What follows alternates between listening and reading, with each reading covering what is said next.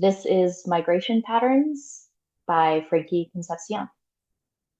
When the smoke becomes too much for their eyes, they ask to be seated inside, tears and soot accumulating behind the eyelids, so that the server is tasked not only to carry their drinks to the new table, but to lead them by the hand toward it. What they don't tell you about America, Cora thinks. Eventually, you get used to the smell of fire. She has been living in Phoenix for 6 months, and already two of them have been smoke-filled. You have an accent, her date says, as they feel their way inside. I just mean, it's one of those things you can't really tell from a dating profile, you know? At their new table, Cora's date orders the keto bowl, tells her he's trying to put on some muscle. She orders off the vegan menu, even though all the reviews say to try the steak tartare.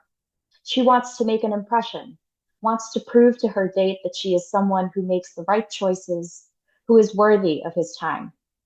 Did you drive here? He asks her after their orders are taken. I took the light rail, Cora says.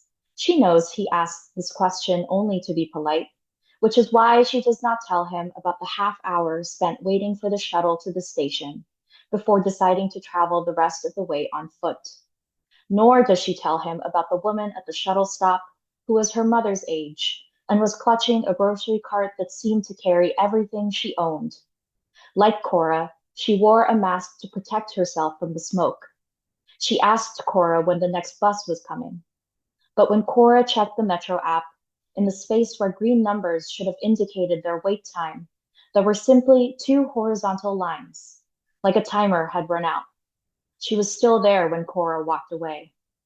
What could I have done? She wants to say. What else could I do but leave? Instead, Cora asks her date what brought him to Phoenix. If Cora's mother were here, she would have admonished Cora for taking so long to ask him a question. You want to know how to make someone fall in love with you? She would always say. Ask them questions. Make them feel like they can tell you anything. Cora's date tells her he grew up in Boston, that he is currently working for a startup. But Cora can only think of her mother as her date tells her how he ended up out west. Hours earlier, as she walked away from the woman at the shuttle stop, she had even tried to reach her mother again. But like the last two times Cora had called, there was no response. She's still thinking about the unanswered ringing, the slick weight of the phone against her cheek, when her date's voice pulls her back into her seat. I almost quit, he is saying.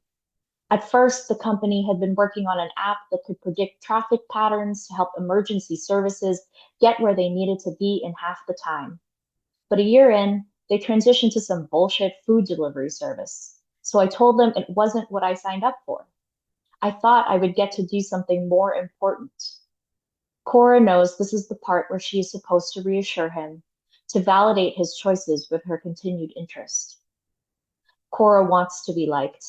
She wants the state to go well, if for no other reason than to have something good to tell her mother later.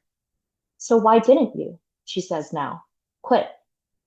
Oh, well, he says, and from his expression, she knows this was the wrong thing to ask. I moved across the country for this job, put in all those hours. Leaving would have meant I did it all for nothing. You must feel really lucky then to be able to come here.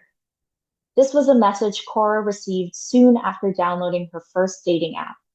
It's not just about survival here, you know? Here, there's opportunity. Here, you can dream bigger. So what kind of visa do you have? When she responded that she wasn't sure she should be answering that question, the sender quickly unmatched. She didn't even have time to take a screenshot for her mother.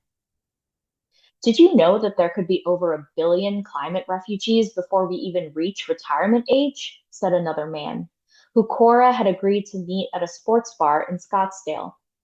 His voice straining over the din of the basketball game, he began to talk about climate displacement and migration patterns, how already in Florida and Louisiana, cities were flooding faster, the water staying longer. Cora recognized those words.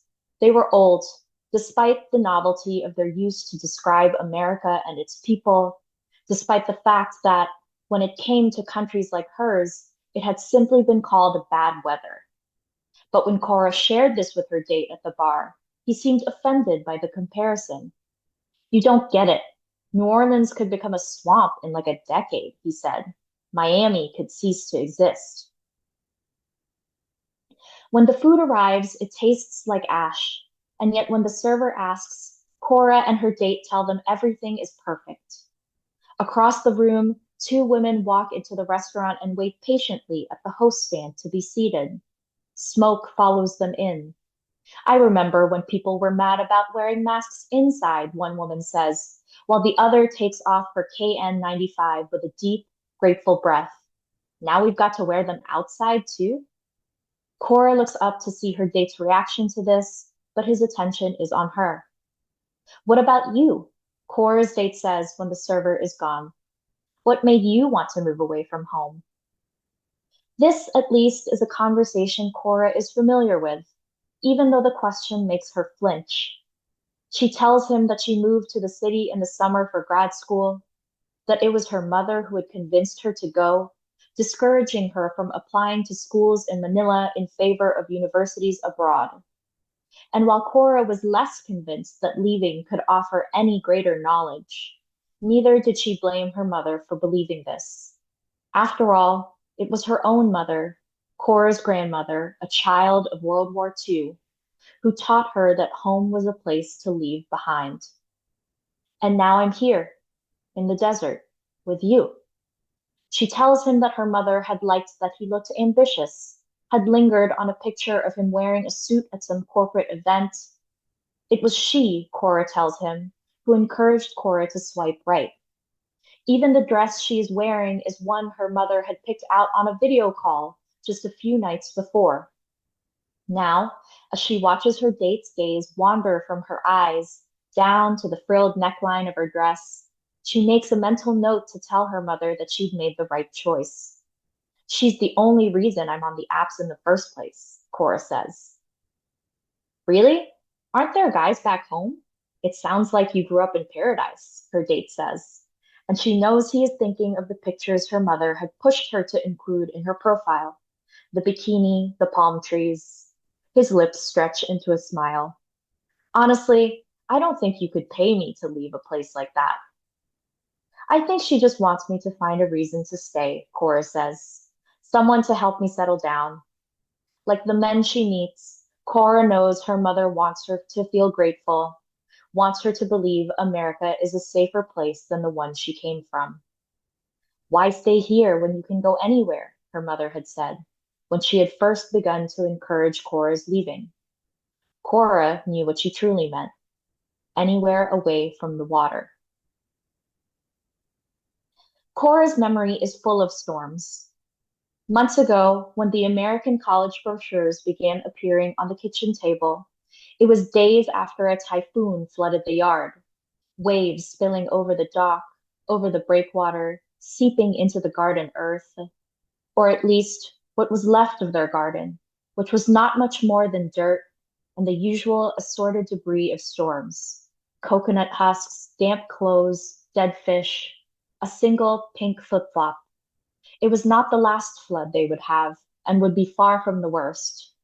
This time, at least, the water had only risen to their ankles.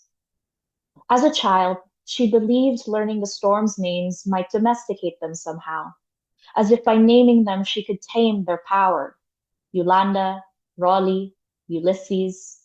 But soon she learned that man-made names did nothing to dissuade the water that showed up at their doorstep each year, nor did it soothe the keening of wind at the back door, so loud it made her ears pop from the pressure swirling around the house. It did not stop Milenio from taking away their power for weeks and turning their drinking water to salt. It did not keep Winnie from cracking their windows from the sheer force of wind and rain. But now, Cora remembers too the first time she woke up surrounded by smoke. That morning, lying in bed in her new Phoenix apartment, she opened her eyes and thought she was underwater.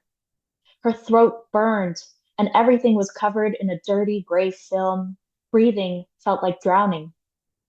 In her ears, There was a pulsing rush that could only be the sound of a storm, of waves against a door, of rain on a window, of water demanding to be let in. Mom, she called, running into the hallway, the kitchen. Salt water stung her eyes, though she couldn't tell if it was the ocean or her own tears. She only knew that she and her mother needed to leave, or at least get to the second floor. Turning towards a door, Cora pushed it open, expecting her mother's bedroom. Instead, she found herself outside and discovered that what she'd mistaken for water was everywhere, in the trees, blocking out the sun. Disoriented and still searching for her mother, Cora stood there at the threshold of her new home. She inhaled small sips until the rush in her ears revealed itself as her own heartbeat, and the dry air reminded her of where she was. 2 weeks later, as Cora watched the sky fill with smoke for the second time in a month, another man had asked her on a hike in the Superstition Mountains. Is that a good idea? Is it safe? She'd replied. In response, he told her that he had already prayed for the Lord's protection, therefore no harm would befall them. Do you ever think about going back home? Cora asks her date now. Trying to get rid of me so soon, he replies. She forces herself to laugh, to meet his eyes. There is a sesame seed stuck to his chin. But yes, all the time, he says. In some ways, it would make life so much simpler. I know my parents want me to. For a moment, his jaw relaxes, and Cora can tell he is picturing them, imagining himself with them. His lips, stained purple, are soft, and again his eyes drift down the red fabric of her dress, along the fingers that rest lightly on her phone, grazing the two time zones, Manila and Phoenix, that stay visible even when the rest of the screen is black. He tells her that before he decided to leave, his own father had expected him to take over the family business, couldn't understand why his own son wouldn't want to continue his legacy. Legacy? She laughs. Yeah, like something to leave behind when I'm gone, something to be remembered by, he replies earnestly, as she allows him to believe it is the word she does not understand. But I also know that if I don't do this now, I never will. Do what? She says.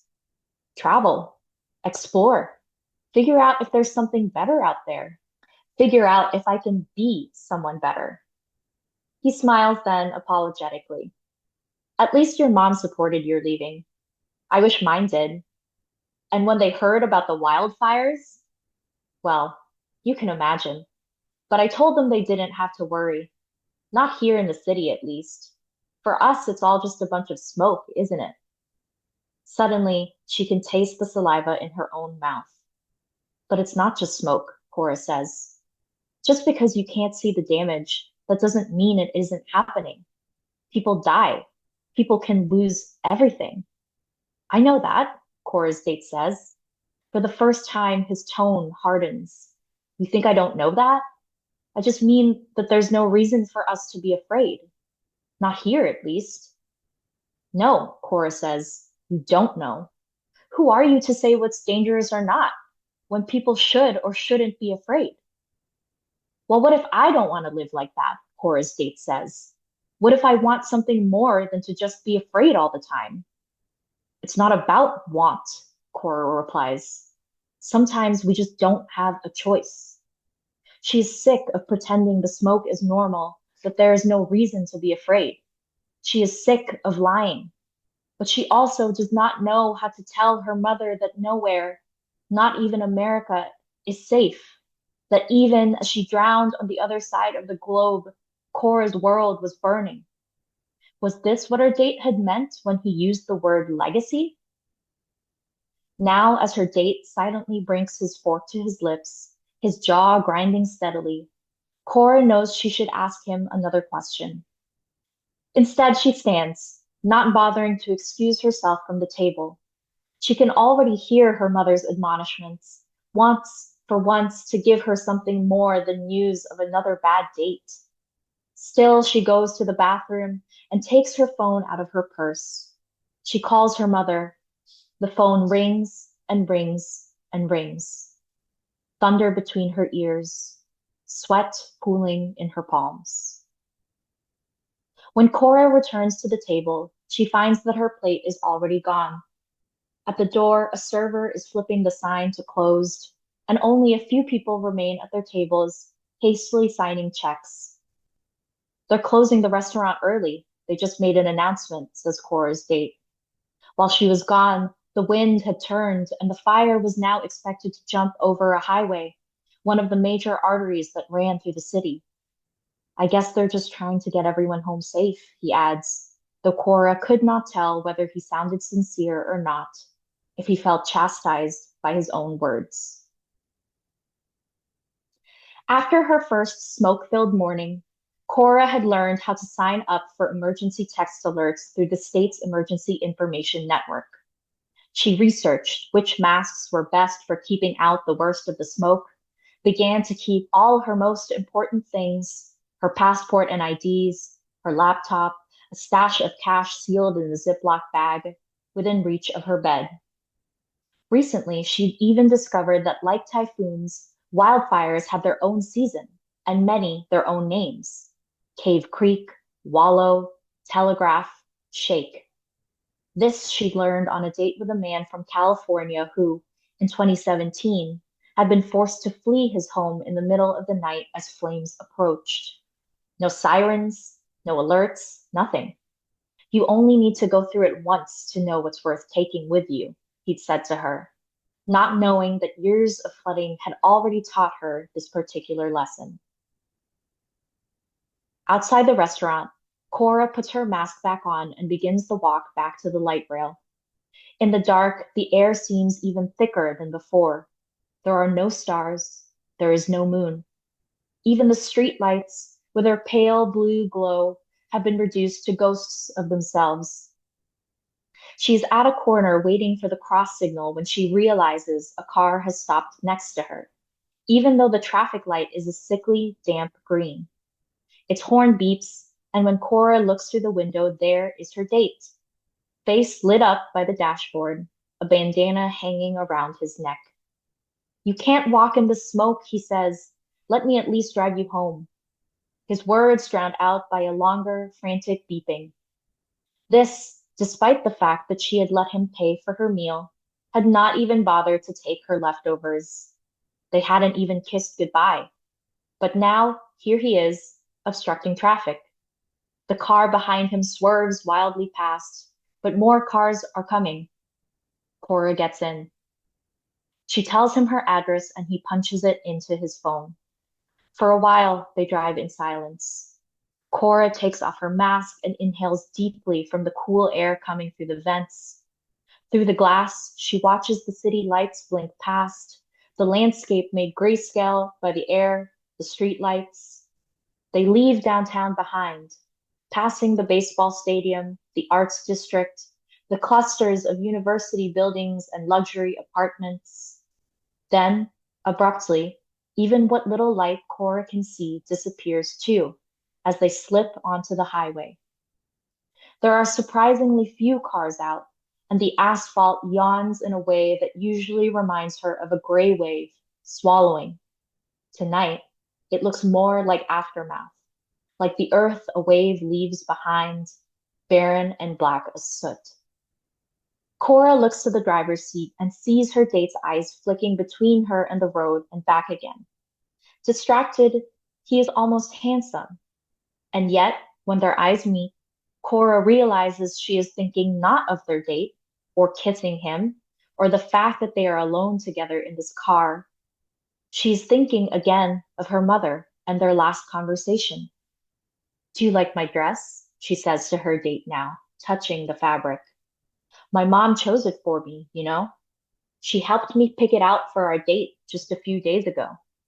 I thought the red was too much, too eager. We almost had an argument about it. But you like it, don't you? Cora's date hesitates. I I do, he finally says. You must really miss her. You talk about her a lot. I don't, Cora says, turning back to the window. She wonders what it might be like to be like him.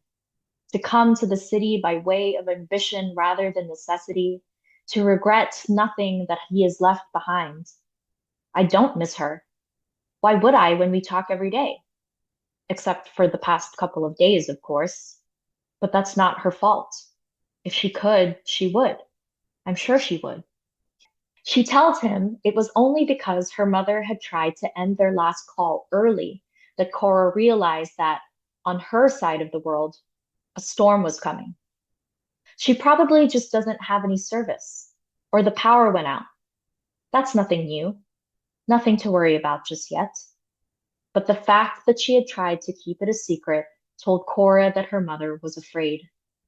After all, hadn't Cora herself taken care to turn her camera on only when she was inside, to hide the masks and the air purifiers? Hadn't she learned to mute herself when she coughed? When asked about her new home, she had even resorted to distracting her mother with stories about her latest crush, sent screenshots of her dates' profiles, and asked for her mother's help composing messages to her matches. Let her tell Cora what to wear. But if you like the dress, then it was all worth it. Oh, she'll be so happy to hear that. She really will, she says to her date. When the road crests over a peak in the landscape, Cora knows that she is almost home, that soon they will be able to see the valley below. She can see it now. And beyond the valley, past the patches of desert and sprawling parking lots, past the houses with their green lawns and the red earth wilderness, there too is the fire, just visible over the other side of the mountains that surround the city. At first, it is no more than a haze, a halo, burnt orange against a backdrop of oil-slick night. But the longer Cora looks, the more the color solidifies itself into pinpricks, then into flame, the air rippling hot. In some places, the skeletons of Choya and Ocotillo sizzle, black and shriveled as discarded matchsticks. In others, the earth has already been stained red with fire retardant, a breakwater between the city and the flames. Oh God, her date says, oh fuck. Hitting the brakes so hard that their bodies jerk forward, he stops the car, afraid to move, afraid to keep hurtling towards the fire. What should we do? He says. His eyes are wide, and Cora can see the orange glow of the fire reflected in them.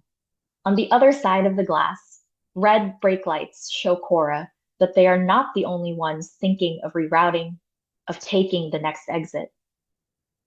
Reaching for his hand on the steering wheel, she is surprised when he grabs her fingers, holds them tight. She is proud, she tells herself, that despite speaking to her mother almost every day, Cora has protected her from all knowledge of smoke, of fire. She is proud of sparing her mother this fear. Soon, she knows, the road they are on will turn west, and the fire will disappear back over the lip of the mountain. They still have a little more time. She tells him to keep going.